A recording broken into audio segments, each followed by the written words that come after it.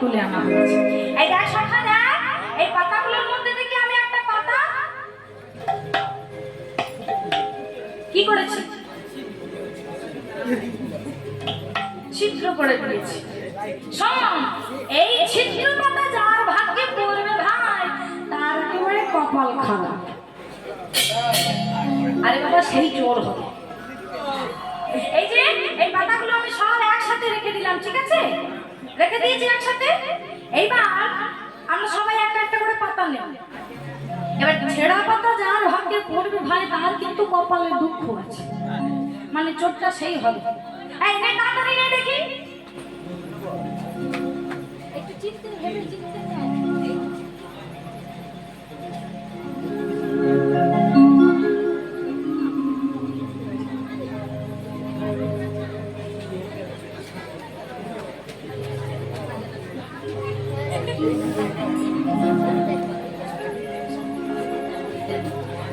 রাধেশ সবাইকে একটা করে পাতা দিয়ে দেওয়া হচ্ছে।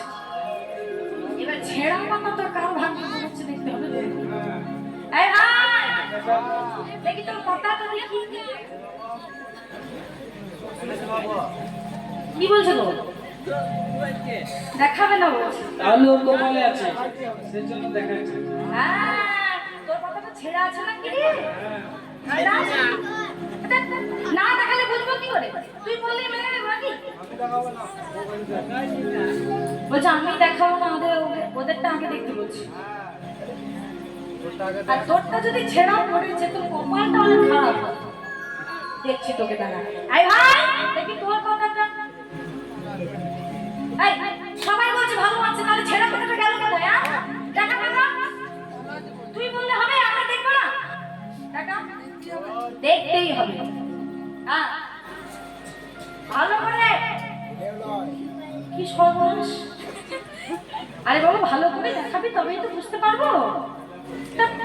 ওইভাবে দেখতে পাচ্ছি, ভালো করে দেখাবি। তোমার ছেঁড়া আছে? ছেঁড়া আছে মা? নেই, কপালটা ভালো আছে, বেঁচে গেল। এই তোরটা দেখি। আমারটা দেখবে? এই দেখো কত পরিষ্কার, দেখো। ও আবার পরিষ্কার, সাবান জল দিয়ে ধুয়ে দিয়েছিলাম, ছেঁড়া নেই। তাহলে ওর কপালটাও ভালো আছে। এই তোরটা দেখি। আমারটাও ভালো আছে। বাবা, তোরটাও ভালো, চাপ কপাল ভালো। এই দেখি তোরটা।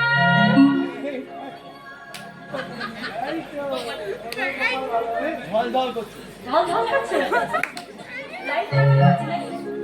বাহ, যাক কপাল ভালো, নইলে তোর কপালে আজ দুঃখ হয়েছে। ওর করেই চাপতাম, যাক কপালটা ভালো, বেঁচে গেছে। এই যে এবার তো হলো। হ্যাঁ, আমার তো মনে হচ্ছে তোর কপালটা ফেটেছে। কই দেখি।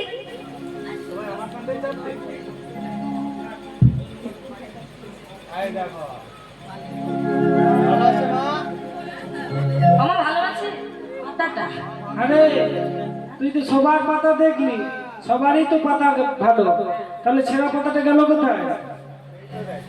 আমার মন বলছে ওর কপালে এবার আছে। হ্যাঁ,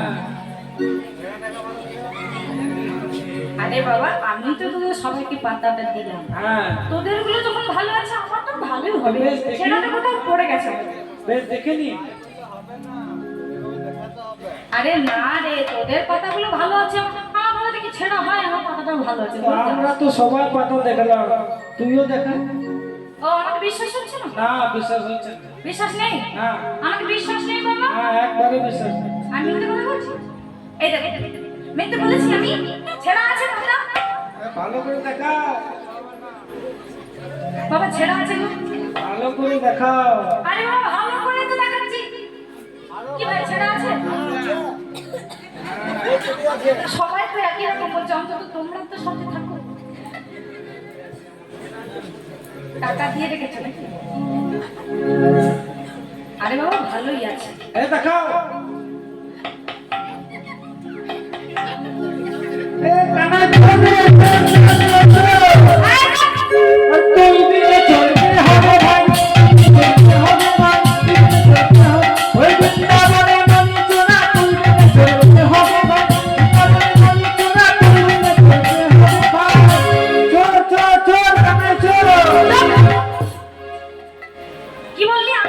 হ্যাঁ, ছেঁড়া পাতাটা তোর ভাগ্যে পড়েছে, এবার তুই চোর, এবার তোর ছেঁড়া কাছে পাতা বললো বলে আমি চোর হয়ে গেলাম। হ্যাঁ, কথা তো তাই ছিল।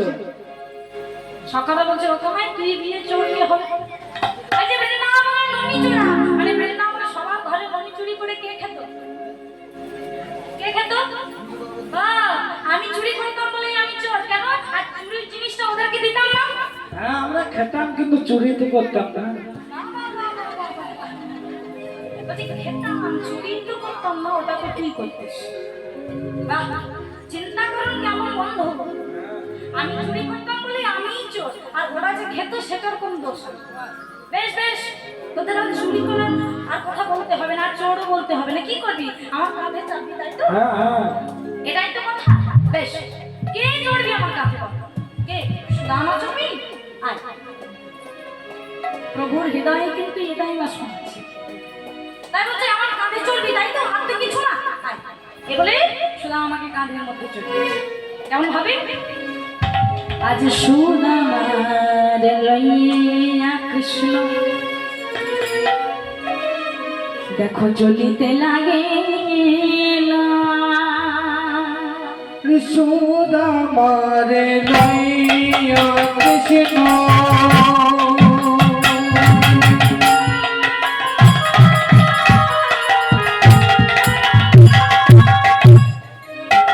ও দেখো চলিতে লাগিল সুদামার লইয়া কৃষ্ণ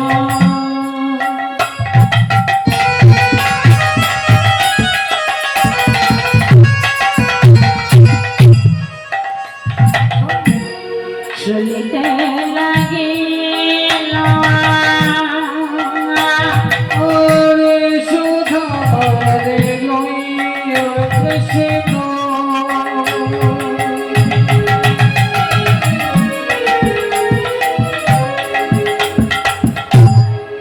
ও দেখো চলিতে লাগিল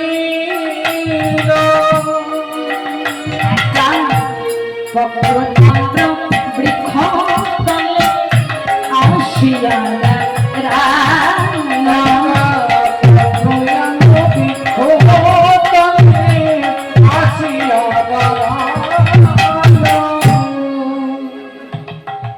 ভগবান শ্রীকৃষ্ণ তার ভক্তকে কাঁধে নিয়ে তার চরণটা বুকের মাঝে জড়িয়ে ধরে বাবা চলে যাচ্ছে। যেই না যাচ্ছে, হঠাৎ করে একটা আম গাছ দেখতে পেয়েছে, পাকা পাকা আম ধরে আছে। তা দেখে সুদামা বলছে, এই কৃষ্ণ দাঁড়া দাঁড়া দাঁড়া, দেখ না ভাই কি সুন্দর আম, একটু দাঁড়া না, একটা আম পারি। এই বলে একটা আম পেয়েছে। আমটা পেরেই কি করেছে বলে না, আমটা পেরেই কিন্তু একটা কামড় বসেছে। সুদামা আস্তে আমটা পেরেই প্রথমেই নিজে খেয়ে নিল, খাওয়ার পর ওই এঁঠো আমটা কানাইয়ের হাতে তুলে দিয়েছে। নে ভাই, এইবার তুই খা। আর হ্যাঁ, পুরোটা খেয়ে নিস না যেন, একটু খেয়ে তুই আমাকে আবার ফেরত দিবি। ওমা, এটা কি হলো? আমরা যখন ভগবানকে পুজো দিই, সেবা দিই, তখন আমাদের কোনো এঁঠো জিনিস ভগবানের সেবাতে দিই? কোনো এঁঠো জিনিস ভগবানের সেবাতে দিই মা? দিই না। এতে আমাদের পাপ হবে তো, তাই না? দিই না। কিন্তু এই কেমন ভক্ত, নিজে প্রথমে এঁঠো করে দিল, মানে খাবারটা একটু খেয়ে নিল আমটা, তারপর কামাইকে দিচ্ছে। কামাই বলছে, এই শোনা, তুই কি করলি? এত ভালো একটা আম তুই পারলি, আবার পেরে সেই আমটা প্রথমে আমাকে দিলি না, নিজে খেলি। তোর এঁঠো আমটা আমার হাতে তুলে দিয়ে আবার বলছিস পুরোটা খাবি না, একটু আমাকেও দিবি। কেন রে, এঁঠো আম দিলি কেন আমায়? সুদামা বলছে, ভাই কানাই রে, তুই জানিস না ভাই, আমি যে তোকে বড় ভালোবাসি। তোকে ভালোবাসি বলেই তো প্রথমে আমটা নিজে আমি খেলাম। কেন? ওই যে কংস মহারাজ সে যে বড় দুষ্ট রাজা, না জানি তোকে মারবার জন্য কোন ফলে কোন বিষ মিশিয়ে রেখেছে। তাহলে সেই ফল খেয়ে যদি তোর কিছু হয়ে যেত তাহলে আমরা কি করে বাঁচতাম? তোকে ছাড়া কি আমরা বেঁচে থাকতে পারি ভাব? তাহলে তুই নিজে খেলি ভাই রে, আমটা আমি খেলাম।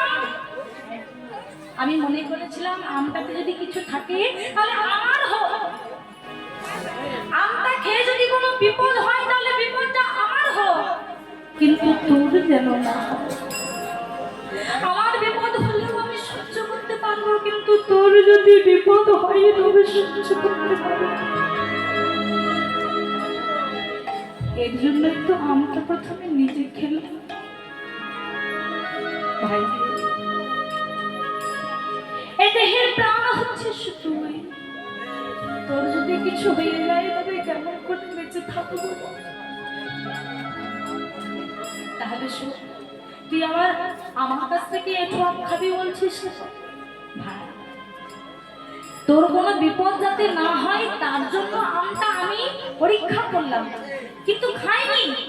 আগে তুই একটু খা, তারপর তোর এঠো করা আমটা আমি খাবো।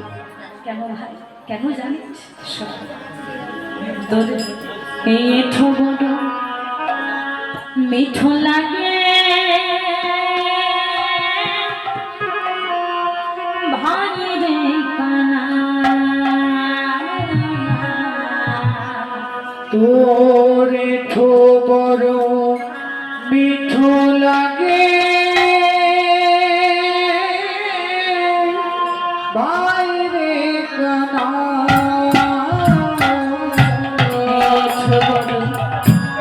মিঠো লাগে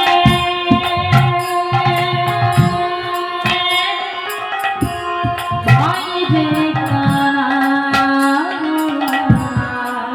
তোর এঠো বড় মিঠো লাগে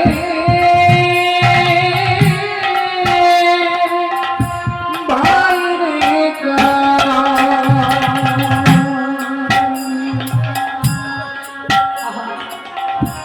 খাইতে বড় সুখ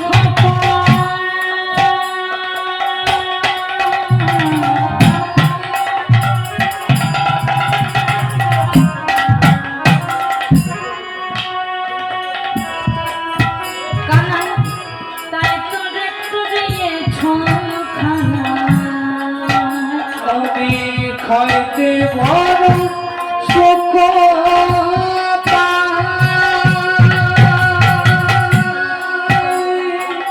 হৃদয় তোরে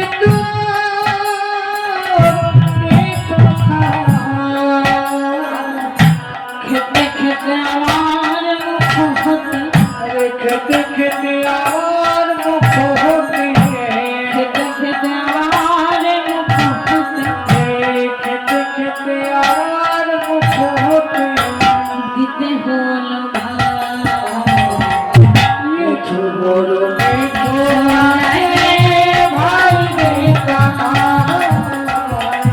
মিঠো বড় মিঠো লাগে ভাই রে কানা, মিঠো বড় মিঠো লাগে ভাই রে কানা। ভগবান শ্রীকৃষ্ণ বন্ধুদের সাথে সংসারের সাথী বৃন্দাবনে নানা রকম খেলা খেললেন। বহুদিন তো চলল সেই দিন, কিন্তু সময় তো কখনো একই রকম যায় না। এতদিন আনন্দে সুখে ভালোভাবে কেটে গেল, কিন্তু তারপর নেমে এলো অন্ধকার। কি অন্ধকার? না যে কৃষ্ণ হচ্ছে সকলের প্রাণ, সেই কৃষ্ণ বৃন্দাবন ছেড়ে চলে গেল। আর যেই না কৃষ্ণ ছেড়ে চলে গেছে, বৃন্দাবনের অবস্থাটা কেমন হয়েছে মা? প্রাণহীন দেহ। ভগবান শ্রীকৃষ্ণ তো সবার দেহে প্রাণ, আর সেই প্রাণটা যখন চলে যায় তখন দেহগুলোর কি অবস্থা হবে? প্রাণহীন। তা সেই অবস্থা হয়েছে সবার। সুদামা এখন কৃষ্ণ কৃষ্ণ বলে কাঁদছে, কৃষ্ণ ছাড়া সে যেন আর কিচ্ছু জানে না। আচ্ছা, এই যে সুদামার কথা আমরা শ্রবণ করছি, যে সুদামা সুদামা বলছি, তার আগে জানতে হবে এই সুদামাকে, পূর্ব জন্মে এই সুদামা কে ছিল সেটা তো আগে জানতে হবে নাকি না? তাহলে সেটা জানতে গেলে একটু পিছিয়ে যেতে হবে। কোথায় যাব? ত্রেতা যুগে। আস্তে, ত্রেতা যুগে যেতে হবে আমাদের। ত্রেতা যুগে রাজা দশরথ, আস্তে, রাজা দশরথের 3টি স্ত্রী ছিল। কি নাম ছিল মা? কৈকেয়ী, কৌশল্যা, কৈকেয়ী, সুমিত্রা। এই 3 জনেরই পুত্র সন্তান ছিল। কৌশল্যার একটি পুত্র, কি নাম?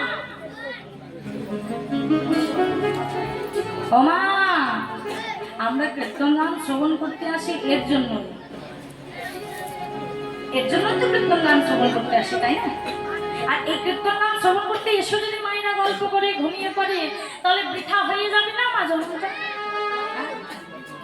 ওই যে পিছনের মায়েরা আমার গল্প করছে, আসতে, কৌশল্যার একটি পুত্র যার নাম হচ্ছে রামচন্দ্র, কৈকেয়ীর একটি পুত্র যার নাম হচ্ছে ভরত, আর সুমিত্রার 2টি পুত্র, কি নাম? লক্ষ্মণ, শত্রুঘ্ন। দেখুন, আমরা সবাই বলে থাকি রাম লক্ষ্মণ ভরত শত্রুঘ্ন, কিন্তু এটা ঠিক নয়, মানে পরপর হচ্ছে না। রাম লক্ষ্মণ কিন্তু নয়, প্রথমে রাম, তারপরে ভরত, তারপরে লক্ষ্মণ, তারপরে শত্রুঘ্ন। কিন্তু আমরা এমন বলি কেন? তার কারণ হচ্ছে ছোটবেলা থেকে দাদা রামচন্দ্রকে বেশি ভালোবাসতো লক্ষ্মণ, দাদার সাথে বেশি খেলতো, তাই সবাই বলতো রাম লক্ষ্মণ। আর এদিকে ভরতকে বেশি ভালোবাসতো শত্রুঘ্ন, সেই দাদার সাথে ভালো খেলতো, জুটি হতো, তাই ভরত শত্রুঘ্ন আমরা বলি, তাই না? তাই কি হলো না, একদিন রামচন্দ্র যখন রাজা হবে, রাজা দশরথ যখন ঠিক করলো আমার বড় ছেলে রামচন্দ্র এবার রাজা হবে, তার রাজ্যাভিষেক হবে, তখন সবাই আনন্দে নৃত্য করতে লাগলো। সেই আনন্দের মাঝখানে অন্ধকার ঢুকিয়ে দিল কে? সবাই যখন আনন্দে নৃত্য করছে, হঠাৎ করে কোথা থেকে কৈকেয়ীর কানে একটা মন্ত্র দিল। কে দিল? মন্থরা গো, মন্থরা। মন্থরা এসে কৈকেয়ীকে বলছে, কৈকেয়ী, রাম রাজা হবে, রাম রাজা হবে এমন বলে তুই নৃত্য করছিস কেন? মানে কেন? তুমি জানো না রাম সে যে আমাদের সকলের প্রিয়, সে কাল রাজা হবে, আমাদের সবার আনন্দে বুক ভরে যাচ্ছে। আরে বাবা, সবার বুক ভরে যাবে, কিন্তু তোর বুক ভরছে কেন? বলে কেন? আরে বাবা, রাজা হবে কৌশল্যার ছেলে রাম। কে রাজা হবে? কৌশল্যার ছেলে। তোর ছেলে তো রাজা হবে না, তাহলে তুই আনন্দ পাচ্ছিস কেন? দেখো না, এই মেয়েদের এইটাই স্বভাব, আমাদের নিজেদের বুদ্ধি থাকে, কিন্তু সেটার থেকে বেশি আমরা অন্যের কথা শুনি, তাই না? অন্যের কথা শুনে বাড়িতে ঝগড়া করি, অন্যের কথা শুনে আমরা মানে যেটা নয় সেটা করি, তাই না? এর জন্য বলে মা, অন্যের কথা শুনতে নেই, আগে নিজেকে বিচার করতে হয়, বিবেচনা করতে হয়, নিজেকে জানতে হয়, পরের কথাই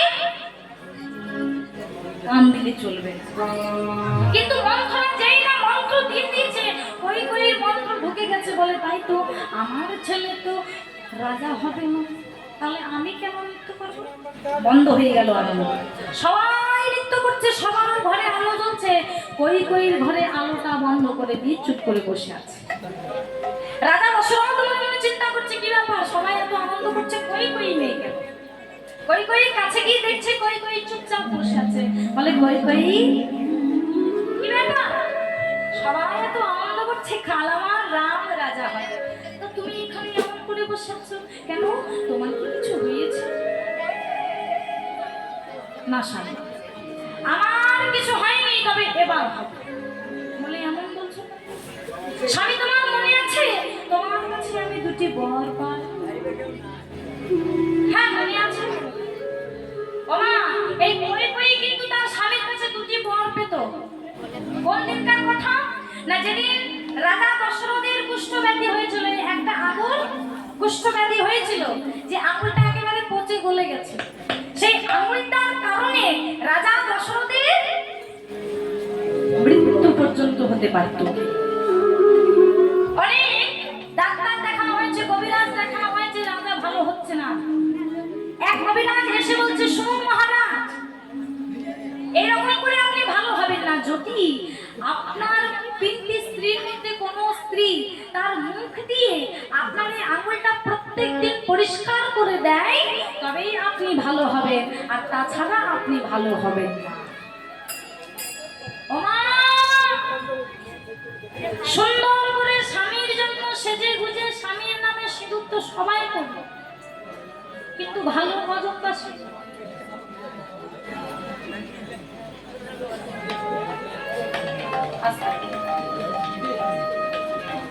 স্বামীর নামে সজ্জা তো সবাই করি, সুন্দর করে সাজি, কিন্তু ভালো পদমাসী স্ত্রী কাকে বলে জানেন? অর্ধাঙ্গী। আমরা স্বামীর অর্ধেকটা অঙ্গ, তাই না? স্বামীর কোথায় ভালো হবে, কোথায় পুণ্য হবে, সেটার দায়িত্ব আমাদের। আমরা সবাই বলি আমার স্বামীকে আমি প্রচন্ড ভালোবাসি, খুব ভালোবাসি, কিন্তু কতটা ভালোবাসি? দেখুন এখানে কিরকম ভাবে পরীক্ষা হচ্ছে। বলেছে যে স্বামীর অসুখ সারাতে গেলে স্ত্রীকে মুখ দিয়ে আঙুলটা পরিষ্কার করতে হবে। মানে আঙুলটা পচে গেছে, মা একেবারে পুজ রক্ত কৃমি ভরপুর, ওই পচা আঙুলটাকে মুখ দিয়ে পরিষ্কার করতে হবে। তাই কি করেছে, যেই না বলেছে আঙুল পরিষ্কার করতে হবে, রাজা দশরথ মনে মনে চিন্তা করছে, ও এই ব্যাপার, কোনো ব্যাপার না। আস্তে, আমার একটা দুটো নয় 3টে স্ত্রী আছে, আমার সব স্ত্রী আমাকে খুব ভালোবাসে, আমি যার কাছে যাবো সেই আমাকে ওই আঙুলটা পরিষ্কার করে দেবে, প্রচন্ড ভালোবাসে তার। এইবার মনের আনন্দে প্রথমেই গেল বড় স্ত্রী, বড় রানী কৌশল্যার কাছে। কৌশল্যার কাছে গিয়ে বলছে, রানী, হ্যাঁ স্বামী, তুমি তো শুনেছ বৈদ্য বলে গেছে আমার এই পচা আঙুলটা যদি কেউ মুখ দিয়ে পরিষ্কার না করে, মুখের লালা দিয়ে যদি পরিষ্কার না করে, তাহলে আমি কিন্তু আর বাঁচব না। কিন্তু আমি জানি আমি মরবো না, আমার একটা দুটো নয় 3টে স্ত্রী, আর তাছাড়া তোমরা আমাকে এত ভালোবাসো, তোমরা কি আমাকে এমনি এমনি মরতে দেবে? তাই তো তোমার কাছে এসেছি, নাও নাও, একটু তাড়াতাড়ি করে মুখ দিয়ে, মুখে লালা দিয়ে আমার এই পচা আঙুলটা একটু পরিষ্কার করে দাও। যেই না হাতটা বাড়িয়ে দিয়েছে, সঙ্গে সঙ্গে কৌশল্যা চিৎকার করে উঠলো, স্বামী,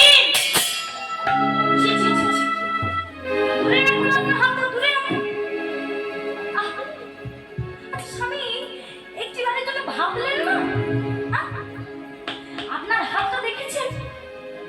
আরে বাবা, আঙুলটা একেবারে পুজ রক্ত কৃমিতে ভরপুর হয়ে গেছে।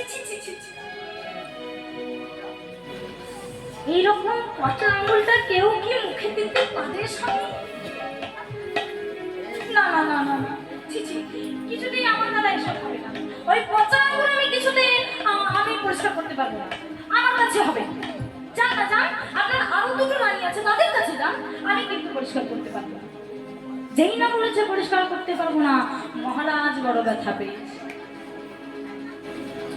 কি বললে কৌশল্য? তুমি আমার আঙুল পরিষ্কার করতে পারো? কৌশল্য, তুমি হয়তো ভালো করে কথাটা শোনোনি, আঙুলটা পরিষ্কার না করলে আমি মরেও যেতে পারি।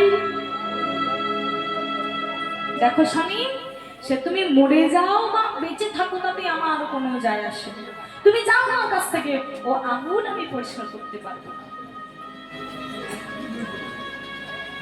এত যে আনন্দ ছিল, বিশ্বাস ছিল, সব এক নিমেষে ভেঙে গেল। মহারাজ মনে মনে চিন্তা করছে, হায় কার জন্য বেঁচে থাকায় আমাকে পৃথিবীতে যে স্ত্রীর সন্তান নিয়ে আমি সংসার করছি,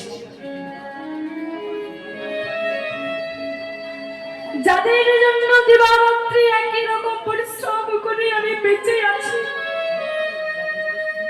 যাদের চিন্তা করতে করতে আমার নিজের চিন্তা করতে পর্যন্ত ভুলে যায়, সেই স্ত্রী আমাকে আজ বলল, তুমি বাঁচো কি মরো তাতে আমার কোনো যায় আসে না। মনের কষ্ট নিয়ে এরপর মহারাজ গেল ছোট রানীর কাছে। মনে করেছে ছোট রানী তো অল্প বয়সা, দেখতে সুন্দর, তাকেই সব থেকে ভালোবাসি আমি। বড় রানী আমাকে ফিরিয়ে দিলেও নিশ্চয়ই ছোট রানী আমাকে ফিরিয়ে দেবে না, ও নিশ্চয়ই আমাকে ভালোবাসে, আমি জানি ও আমাকে কিছুতেই ফিরিয়ে দিতে পারবে না। মনের আশা একটুখানি নিয়ে ছোট রানী সুমিত্রার কাছে গেছে। সুমিত্রার কাছে গিয়ে বলছে, রানী, বড় আশা নিয়ে আমি তোমার কাছে এসেছি। তুমি তো শুনেছ বৈদ্যরাজ বলে গেছে, আমার এই আঙুল যদি মুখ দিয়ে পরিষ্কার করতে না পারো তাহলে আমি আর বাঁচব না। তাই আমি তোমার কাছে এসেছি, তুমি কি পারবে আমার আঙুলটা পরিষ্কার করে দিতে? যেই না এই কথা বলেছে সঙ্গে সঙ্গে ছোট রানী উত্তর দিল, কি আপনি আমার বড় দুটো রানী থাকতেও আমার কাছে এসেছেন? ছি ছি ছি ছি, আপনি জানেন না আমি ওসব গলা পচা জিনিস দেখতে পারি না? কেমন করে এসেছেন আপনি আমার কাছে? হ্যাঁ, যান না, আপনার তো আরো দুটো রানী রয়েছে, তাদের কাছে যান, আমার কাছে কেন? হ্যাঁ, ফিরে যান। দেখো মহারাজ, আমি শেষবারের মতো বলছি, আপনার আঙুল পরিষ্কার করে দিতে আমি কিন্তু পারবো না। এই কথা শুনে মহারাজ একদম হেঁটে পড়লেন। ভগবানকে ডাকছে বলে, হায় রে ভগবান, যে স্ত্রী পুত্র সন্তানের জন্য খাটতে খাটতে জন্মটা গেল, ওমা যতদিন শরীরে ক্ষমতায় আছে, যতদিন আপনি রোজগার করতে পারবেন, আপনার স্ত্রী সন্তানকে ভালো সেবা দিতে পারবেন, ততদিন পর্যন্তই তারা ভালোবাসবেন। আর বিশ্বাস যদি না হয় তাহলে এই একবার দেখবে, শেষের দিনে স্ত্রীও ভালোবাসবে না আর সন্তানরাও ভালোবাসবে। তাই কাঁদছে আর কেঁদে কেঁদে বলছে, সুমিত্রা, তোমার কাছে এসেছিলাম আমি আমার বিশ্বাস নিয়ে। মনে করেছিলাম তুমি আমাকে নিশ্চয়ই ফিরিয়ে দেবে না। তুমি কি একটিবারের জন্য বুঝতে পারছো না, আমি যদি ভালো না হই তাহলে যার জন্য তুমি সুন্দর করে সেজে গুজে বসে আছো, যার নামে তুমি সিঁথিতে সিঁদুর দাও, সেই সিঁথিতে সিঁদুর কিন্তু আর থাকবে না। সুন্দর হাতে ওই শঙ্খ আর থাকবে না।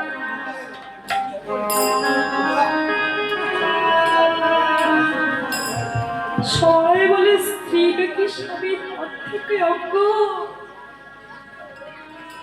তুমি যদি আমার অর্ধেকটা অঙ্গ হও তাহলে তুমি কি বুঝতে পারো না আমার ব্যথা?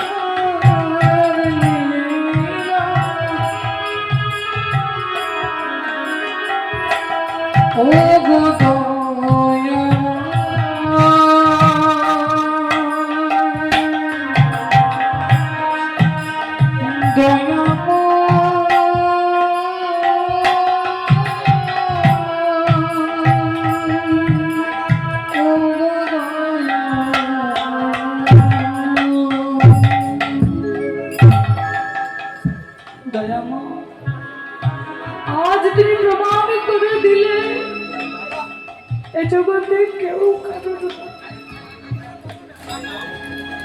স্বামী বলো, স্ত্রী বলো, পুত্র বলো, কন্যা বলো, এ জগতে কেউ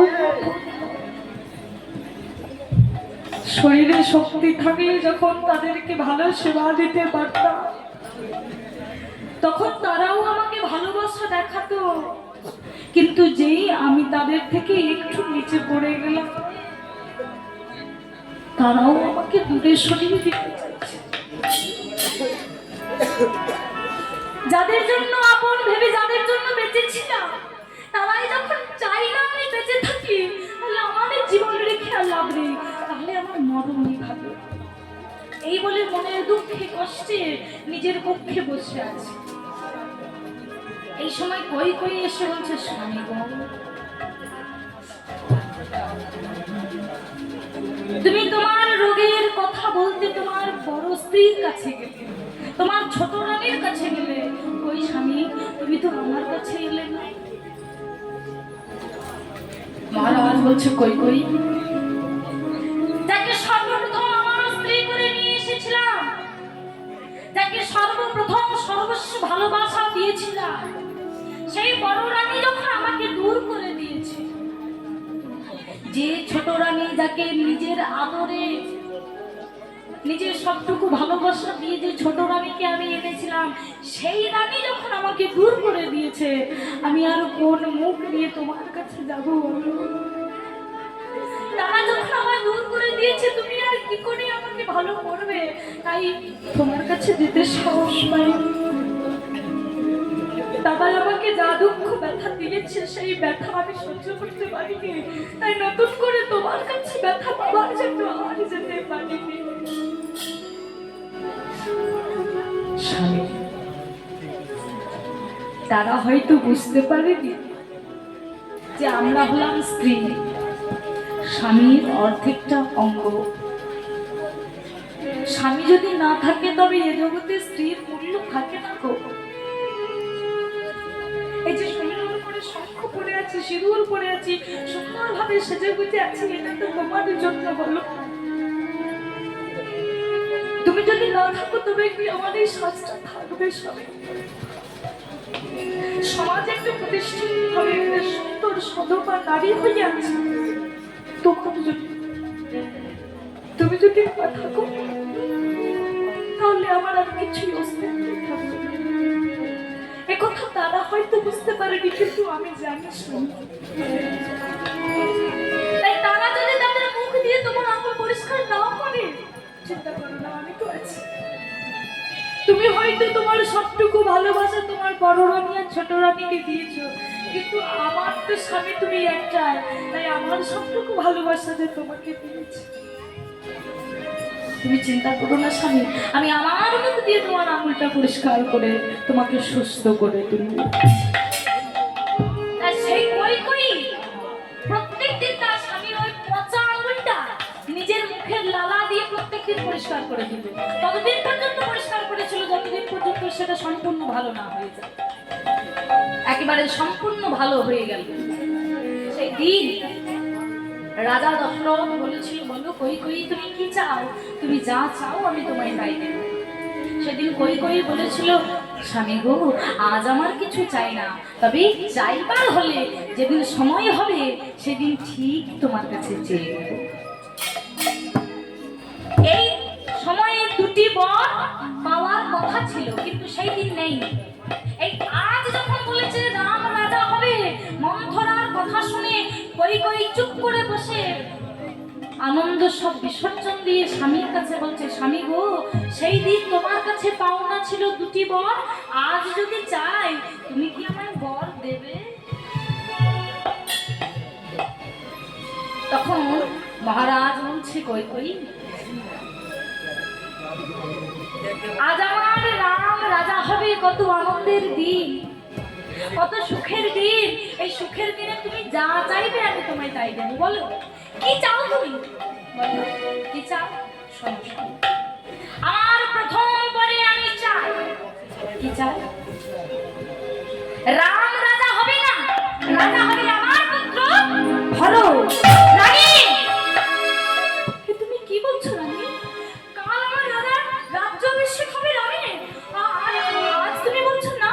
বলে হ্যাঁ, শোনো, এখনো পূর্ণ হয়নি, এখনো আরেকটা পর আছে, আর সেই পরে আমি চাইছি কি না কালকে প্রভাত হওয়ার আগে তোমার ওই আদরের রাম 14 বৎসরের জন্য বনবাসে যাবে।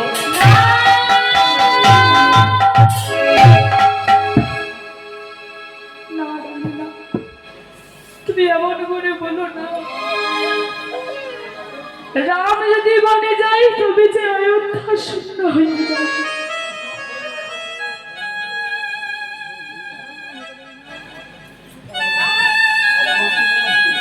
আমি কেমন করে রামকে বনে পাঠাবো তুমি বলতে পারো?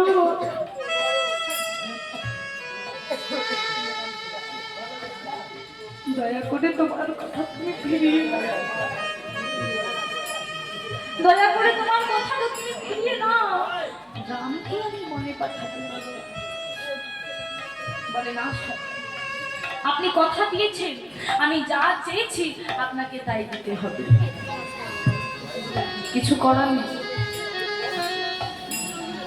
এটাই হয়ে আসছে ভগবানের লীলা। বলে যে যেমন কর্ম করবে তাকে তেমন ফল ভোগ করতে হবে। আজ এই যে দশরথ, তার মৃত্যু কেন হয়েছিল বাবা? পুত্র বিয়োগে। তারও কারণ আছে, তাই না? তা এর জন্যই রামচন্দ্র কি করলো? 14 বৎসরের জন্য বনবাসে চলে গেল। এদিকে পুত্র বিয়োগে রামচন্দ্র যখন চলে গেল, সেই পুত্র বিয়োগে মৃত্যু হলো কার? রাজা দশরথের। এদিকে ভরত ছিল মামার বাড়ি, সে ফিরে এসে যখন দেখলো যে আমার মা কৈকেয়ীর কথায় রামচন্দ্র রাজা হয়নি, সে গেছে 14 বছরের জন্য বনে, আর দাদা বনে চলে গেছে বলে পুত্র বিয়োগে তার পিতার মৃত্যু হয়েছে, তাই ছুটে গেছে দাদার কাছে।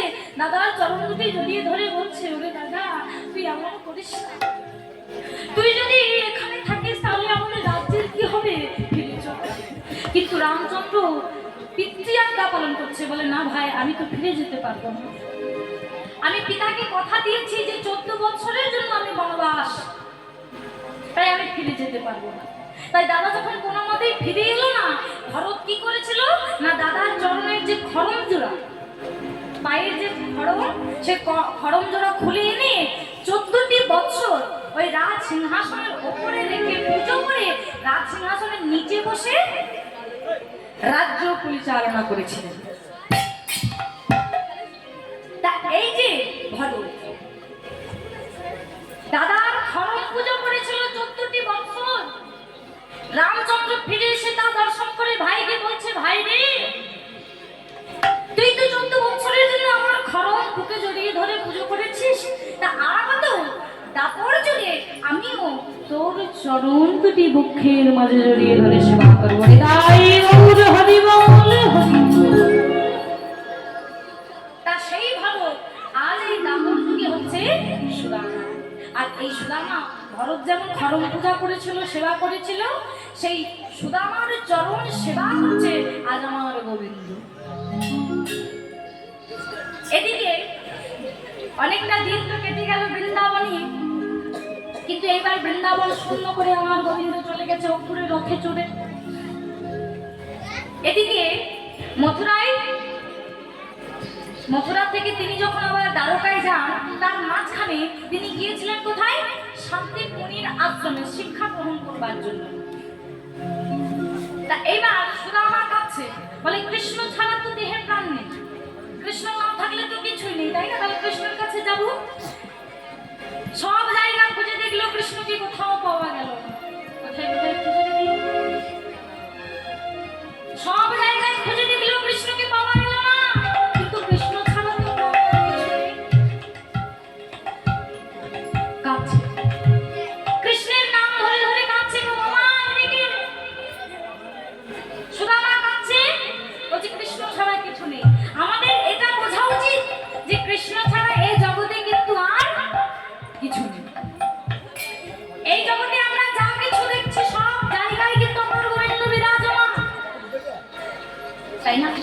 কিন্তু আমরা খালি চোখে তো তা দেখতে পাই না। তাহলে সেটা দেখতে গেলে বুঝতে গেলে কি করতে হবে না, প্রথমে আমাদেরকে ভক্ত হতে হবে। ভক্ত না হলে কি আর ভগবান পাওয়া যায়? তাহলে হৃদয় দিয়ে দেখতে হবে তো। তাই আজ আমরা সময় পেয়েছি, সুযোগ পেয়েছি, আজ আমরা যদি বাহু তুলে একটু কৃষ্ণ ভজন করব। কেননা কৃষ্ণ নাম ছাড়া কিন্তু জীবের গতি নাই। তাই কি বলছে? হরি ওম হরি হরি ওম হরি হরি ওম হরি হরি ওম হরি হরি ওম হরি হরি ওম হরি হরি ওম হরি হরি ওম হরি যশোদা কান্দনা ব্রজকিয় গানা ব্রজলালে ব্রজবালা ব্রজকি জীবন যশোদা কানন্দনা ব্রজকিয় গানা ব্রজলাল ব্রজবালা ব্রজকি জীবন হে। ওমা শুধু আমাদের নয়, সবার জীবন, ব্রজের জীবন হচ্ছে আমার কৃষ্ণ সেনে। সবাই কাঁদছে কেমন হবে গো? যশোদা কানন্দ ব্রজকিয় গানা ব্রজলাল ব্রজবালা ব্রজকি জীবন যশোদা কানন্দ ব্রজকিয় গানা ব্রজলাল ব্রজবালা ব্রজকি জীবন হরি ওম হরি হরি ওম হরি হরি ওম হরি হরি ওম হরি হরি ওম হরি হরি ওম হরি হরি ওম হরি হরি ওম হরি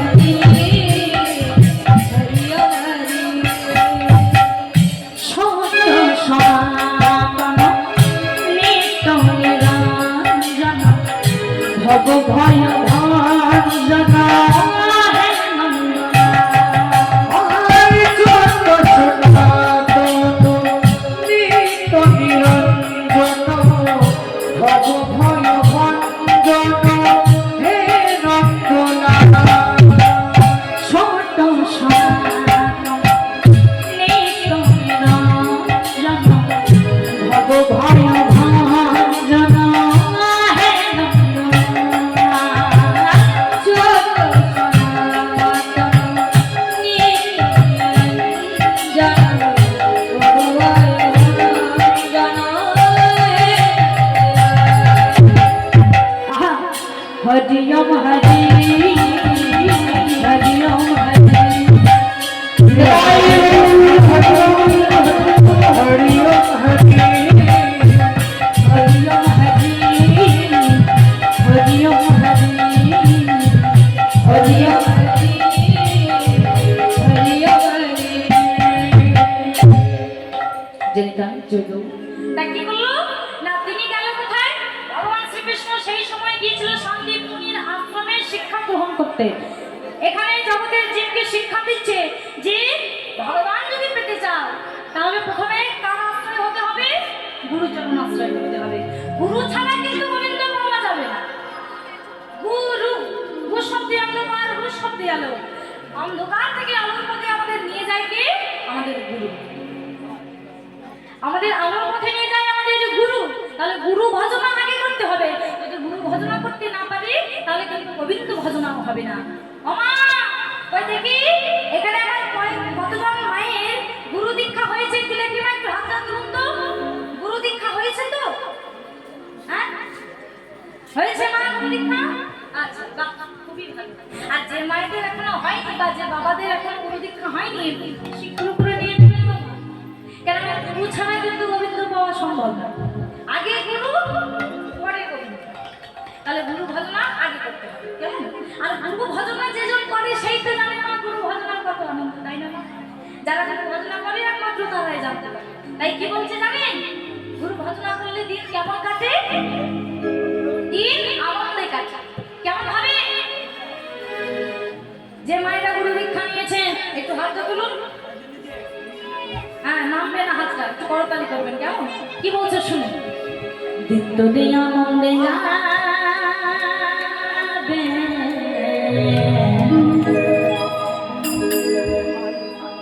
দিন তো দিন আনন্দে যাবে,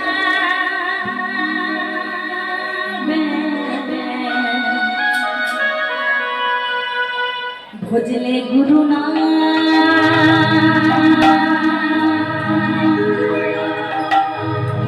গুরু ব্রহ্মা গুরু বিষ্ণু আমার গুরু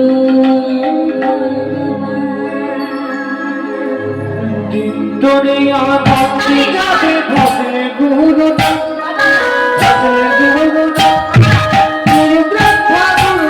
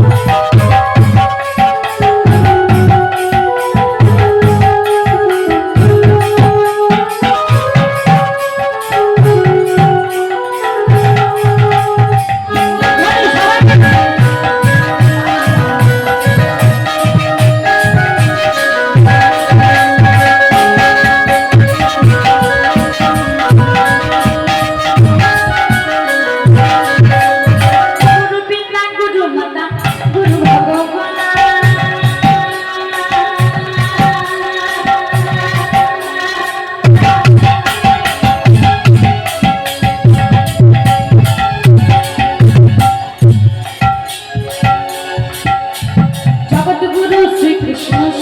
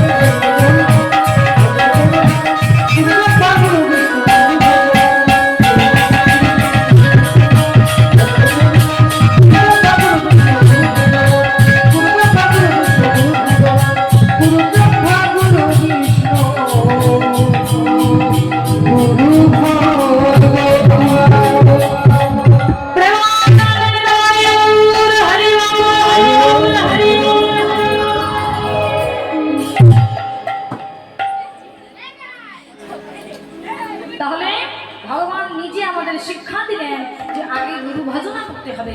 গুরু ভজনা না করলে কিন্তু আমার প্রভু ভজনা করা যায় না। সেই কথা জানাতে পারলো কে? শোনা আমরা জানতে পেরেছি যে শ্রীকৃষ্ণ এখন শান্তিপুরীর আশ্রমে শিক্ষা গ্রহণ করছে, সেও ছুটে এসেছে। কেমন হবে? আজ শিক্ষার উদ্দেশ্যে আজ তাহাই চলিলা, ওই শিক্ষার উদ্দেশ্যে আজ তাহাই চলিলা, উদ্দেশ্যে আজ তাহাই চলিলা, ওই শিক্ষার উদ্দেশ্যে আজ তাহাই চলিলা। বহুরে কানাইতে ধরে ধরিলা, বহুদিন পরে আজ কানাইতে পাইল, বহুরে কানে কানাই জড়াইয়া ধরিল, বহুদিন পরে কানাই ধরিল। আনন্দ ধরে না, আনন্দ ধরে না, আনন্দ ধরে না, আনন্দ ধরে না, কানাইতে কাছে পেয়ে আনন্দ ধরে না, ভাই কানাইয়ের কাছে পেয়ে আনন্দ ধরে না, কানাইয়ের কাছে পেয়ে আনন্দ ধরে না। ভাই কানাইয়ের কাছে পেয়ে আনন্দ ধরে না।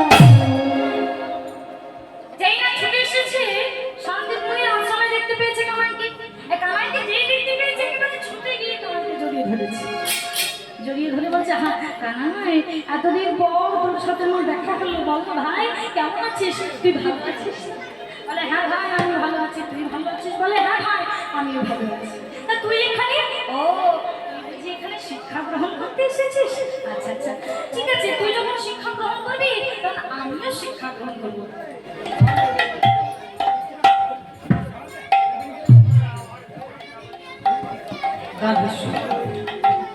বেশ তাহলে আমিও শিক্ষা গ্রহণ করবো। তাই কি করলো, সবাই মিলে একসাথে শিক্ষা গ্রহণ করছে। এবার শিক্ষা গ্রহণ করতে করতে একদিন গুরুমা এসে বলছে, আচ্ছা বাবা শুধু শিক্ষা গ্রহণ করলে তো হবে না, খাওয়া দাওয়া তো করতে হবে নাকি? তা যদি কাজ না থাকে আমি রান্না করবো কিসে? রান্না না হলে তো খাওয়া হবে না। এক কাজ কর, আজ কৃষ্ণ আর সুদামা দুজনে মিলে তোরা জঙ্গলে যাবি কাঠ আনতে। কি করেছে? দুই বন্ধুকে পাঠিয়ে দিয়েছে জঙ্গলে কাঠ আনবার জন্য, আর সাথে দিয়েছে কিছু ছোলা বেঁধে দিয়েছে। জঙ্গলে যাবি তো, যখন কাঠ পোড়াবে যদি খিদে পাই, কিছুটা ছোলা বেঁধে দিয়ে দিয়েছে সুদামার আঁচল। এবার যেই না জঙ্গলে গেছে কাঠ পোড়াতে, না সঙ্গে সঙ্গে আকাশে কালো মেঘ, ঘন মেঘ জমেছে, প্রচন্ড ঝড় বৃষ্টি শুরু হয়েছে। এখন ঝড় বৃষ্টি শুরু হয়েছে, দুজনে কাঠ পোড়াতে পারছে না, ভয়ে থরথর করে কাঁপছে। বৃষ্টিতে ভিজেছে তো, তাই কি করেছে, একটা গাছের উপর দুজনে চেপে উঠে দাঁড়িয়ে আছে। একটা গাছ দুজনেই চেপেছে। প্রথমে চেপেছে সুদামা মানে ওপরে, তারপরে চেপেছে কৃষ্ণ। এইবার অনেকক্ষণ ধরে বৃষ্টি হয়েছে তো, না ভিজেও গেছে, বেচারাদের ঠান্ডা লেগে গেছে, থরথর করে কাঁপছে, খিদেও পেয়েছে। সুদামা দেখলো আমার আঁচলে ছোলা বাঁধা আছে। গুরুমা বলেছিল জঙ্গলে যখন যাবি কাঠ পোড়াতে তখন ছোলা দুজনে ভাগ করে খাস, কিন্তু আমি তো ওপরে টানে, কানাই তো নিচে, ওকে আমি দেবো কেমন করে? হ্যাঁ, সে থাক, কানাইকে অন্য একদিন খাইয়ে দেবো, আজ এখন আমার বড় খিদে পেয়েছে, বরং আমি একটু খুলে খাই। কি করেছে, আঁচলটা খুলে ছোলাগুলো নিজেই খেতে শুরু করেছে। যেই খাচ্ছে না, ওই যে বললাম বৃষ্টি হচ্ছে, থরথর করে কাঁপছে, যেই কাঁপছে না, ওই ছোলা যেই না মুখে দিতে যাচ্ছে, দুটো ভেতরে যাচ্ছে আর দুটো পড়ে যাচ্ছে। ওমা, নিচে কে বসে আছে? কৃষ্ণ বসে আছে। যেই পড়ছে, ছোলা দেওয়া পড়ছে কোন দিকে? একেবারে কৃষ্ণের চোখের সামনে হয়ে গেছে। কৃষ্ণ বুঝতে পেরেছে ছোলা খাচ্ছে, কিন্তু আমায় তো দিল না। গাছ থেকে যেই নেমেছে অমনি কৃষ্ণ বলছে, সুদামা গুরুমা তো কেন ছোলা দিয়েছিল, দে না ভাই, আমার বড্ড খিদে পেয়েছে, একটু দে না ছোলা। সুদামা ভাবছে সর্বনাশ, যদি বলি খেয়ে ফেলেছি তাহলে তো কৃষ্ণ কষ্ট পাবে, না না বললে চলবে না।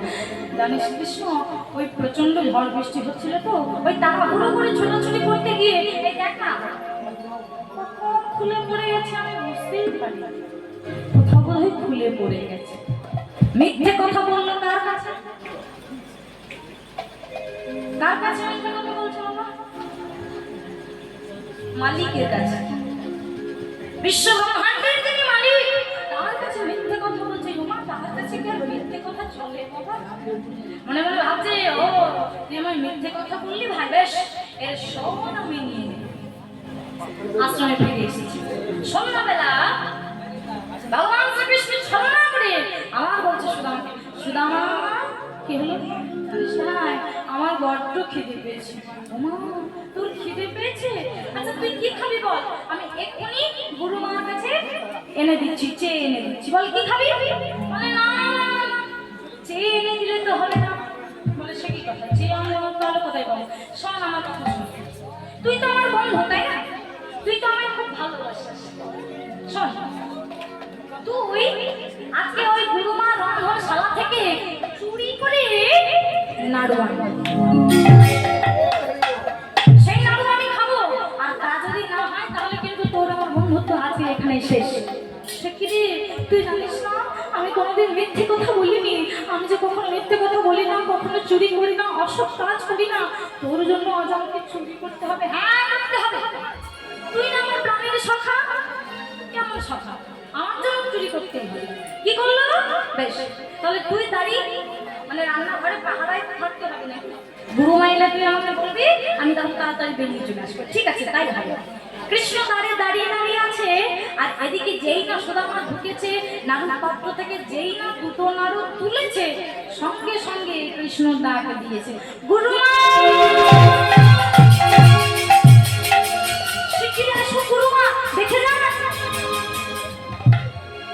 আপনি মনে করেন আপনার রন্ধনশালা থেকে আমি জিনিসপত্র চুরি করে খাই, নাড়ু চুরি করে খাই, কিন্তু আমি চুরি করি না। চুরিটা করে এই সুদামা। যেই না বলে দিয়েছে, নাড়ু দুটো হাত থেকে পড়ে গেছে। যেই হাত থেকে পড়ে গেছে, ছুটে এসে কামাইয়ের কাছে এসে বলছে, বাবা তুই কি করলি? তুই আমাকে গুরু মার কাছে অপরাধী সাজিয়ে দিবি, তুই আমাকে গুরু মায়ের কাছে চোর সাজিয়ে দিবি। আমি তোকে বলেছিলাম আমি চুরি করতে পারি না, আমি কোনোদিন চুরি করিনি। তোর জন্য আমি চুরি করতে গিয়েছিলাম, তুই কিনা গুরু মায়ের কাছে আমাকে চোর সাজিয়ে দিবি। তবে আজ বুঝতে পারলাম তুই কেমন বন্ধু, তুই কতটা ভালোবাসিস। আমার মা বলেছিল তুই নাকি ভগবান, তোর কাছে যে যা চাই তুই নাকি তাকে তাই দিস। কিন্তু যে অপমান তুই আমাকে আজ দিলি, এই অপমান খাওয়ার পর থেকে আমি প্রতিজ্ঞা করছি, জীবনে আমার যতই দুঃখ আসুক, কষ্ট আসুক, অভাব অনটনে আসুক, জীবনে কোনোদিন তোর কাছে হাত পেতে কিছু চাইবে না। এটা আমি প্রতিজ্ঞা করলাম। গোবিন্দ মনে মনে প্রতিজ্ঞা করলে, রে সুদামা তুই যতদিন হাত পেতে না কিছু চাইবি, ততদিন পর্যন্ত আমিও তোকে কিচ্ছু দেব না।